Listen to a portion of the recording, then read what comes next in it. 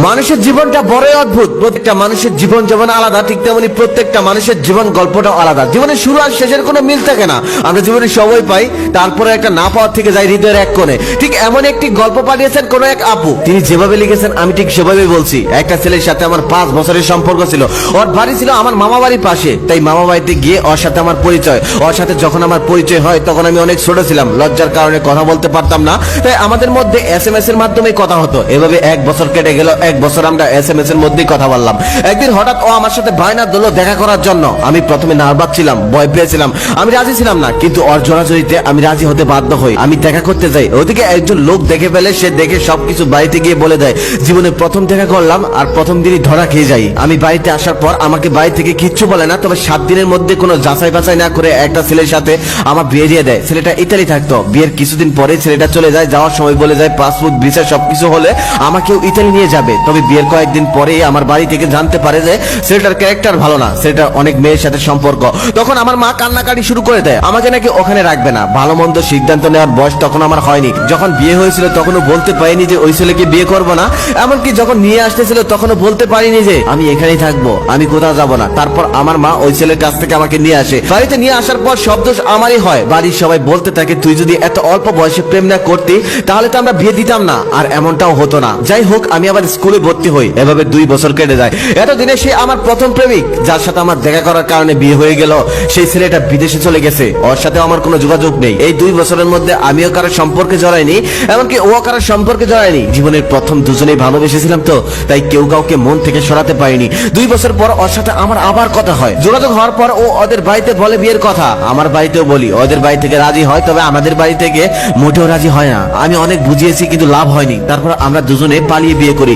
যেহেতু বিদেশে ছিল তাই আমরা মোবাইল ফোনের মধ্যেই বিয়ে করি। তখন ফার্স্ট করোনা, তাই ও আসতে পারেনি। আর হ্যাঁ, আমার বাড়ি থেকে ওকে না মানার কারণ হচ্ছে ওরা আমাদের থেকে একটু গরিব আর ও একটু কালো। এই জন্য আমার পরিবার কিছুতেই মানতে চায় না। আমাদের সম্পর্ক নিয়ে সবাই হাসাহাসি করতো, কিন্তু আমার ওকেই ভালো লাগতো। ওই আমার সবকিছু মনে হতো। ওকে স্যার আমি কিচ্ছু বুঝতাম না। অনেকটা বোঝানোর পরেও যখন আমি আমার পরিবারকে মানাতে পারলাম না, তখন আমি 25টা ঘুমের ট্যাবলেট একবারে খেয়ে নিলাম আর ওকে একটা SMS দেই। আমি আমার পরিবারকে বুঝাতে পারলাম না। ও SMSটা দেখেছিল আর কিছুক্ষণের মধ্যেই সেই ঘটনাটাও জেনেছিল, কারণ ওর বাড়ি ছিল আমার আত্মীয় বাড়ির পাশেই। তারপর আমার 2 ভাই আমাকে ঢাকা মেডিকেল হসপিটালে নিয়ে যায়। সেখান থেকে কিছুটা সুস্থ হয়ে বাড়িতে আসি। ঠিকঠাক হাঁটতে পারি না। ঠিক সেই সময় একটা ছেলে আমাকে দেখতে আসে আর পছন্দ করে। আমার সবকিছু জানার পরেও আমাকে বিয়ে করতে চায় আর আমাদের বাড়ির সবাই রাজিও হয়ে যায়। তখন আমি কোনো উপায় না পেয়ে বাড়ি থেকে পালিয়ে যাই।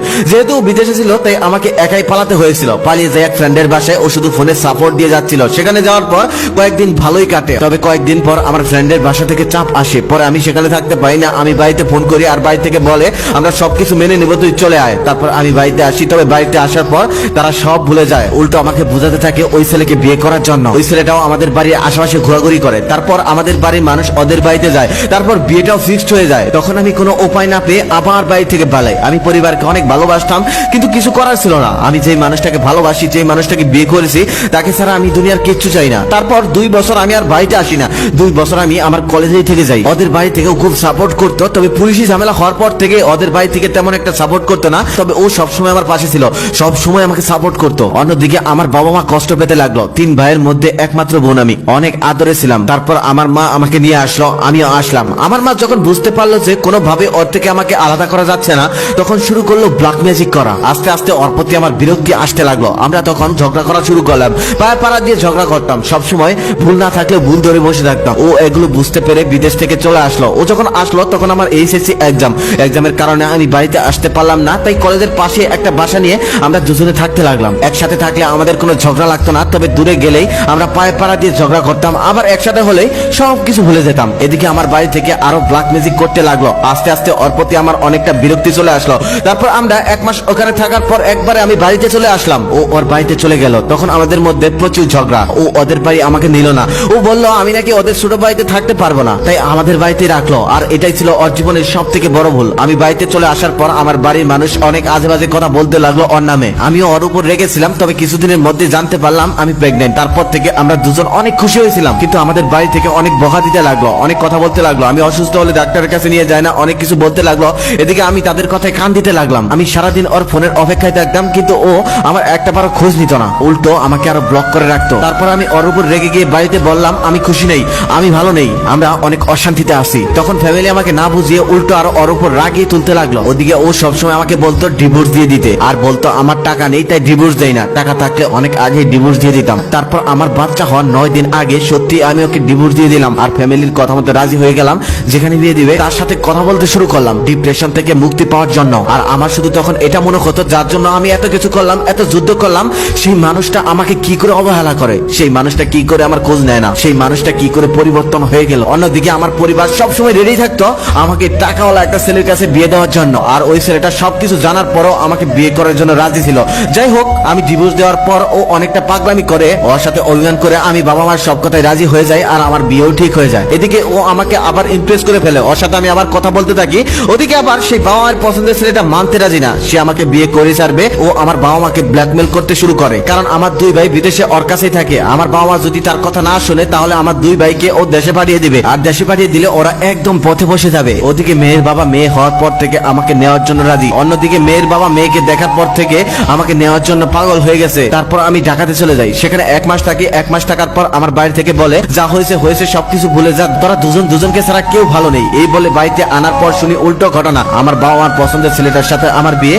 মেয়ের বাবাকে আমাদের বাড়িতে আর আসতে দেয় না, ও একদম পাগলের মতো হয়ে গেছে। আমার পায়ে ধরে মাপ চেয়েছে, আমি সবকিছু ভুলে গিয়েছি। কিন্তু আমি বাড়িতে আসার পর বাবা মা তাদের পছন্দের ছেলের সাথে আমার বিয়ে দিয়ে ফেলেছে। আমি আমার নিজের মধ্যে ছিলাম না। বিয়ের পর আমি বুঝতে পেরেছি আমি আমার মেয়ের বাবাকে কতটা ভালোবাসি। এখন আমার কিচ্ছু করার নেই, আমি এখন কি করব। শুনেছি ও আমার বিয়ের খবর পেয়ে ঘাস মরা ওষুধ খেয়ে ফেলেছে, অনেকদিন আইসিইউতে ছিল, এখন একটু সুস্থ। আমি খোঁজ নেওয়ার অনেক চেষ্টা করেছি কিন্তু নিতে পাইনি। তারপর একটা ছোট ভাইকে পাঠিয়েছি ওর খোঁজ নেওয়ার জন্য।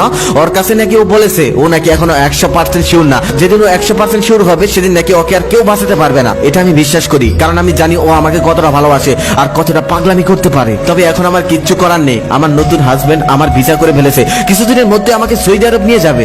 একদিকে আমার পরিবার, একদিকে আমার ভালোবাসা। এখন আমি কোথায় যাব? পরিবারকে জীবনে অনেক কষ্ট দিয়েছি, আর দিতে চাই না। আর আপনার মাধ্যমে ওর কাছে আমি ক্ষমা চাই, ও ভালো থাক। ওকে আমি আজও ভালোবাসি, আর ওকে আমি বলতে পাইনি। আর আপনার মাধ্যমে এই কথাগুলো বলার কারণ হচ্ছে ও আপনার প্রত্যেকটা ভিডিও দেখে, আমি জানি এই ভিডিওটাও দেখবে। এই গল্পটা এই পর্যন্তই ছিল, এই গল্পে আমার কিছু বলার নেই। শুধু একটা কথাই বলবো, জীবন কারোর জন্য থেমে থাকে না, জীবন চলে যায়। কখনো কারোর জন্য কেউ জীবন হারাবেন না। এই ভিডিওটি যাতে জীবন থেকে নেওয়ার, তাদের দুজনে এই ভিডিওটি দেখবে। আপনাদের যদি কোনো মতামত থেকে থাকে তাহলে কমেন্ট বক্সে আসতে পারেন।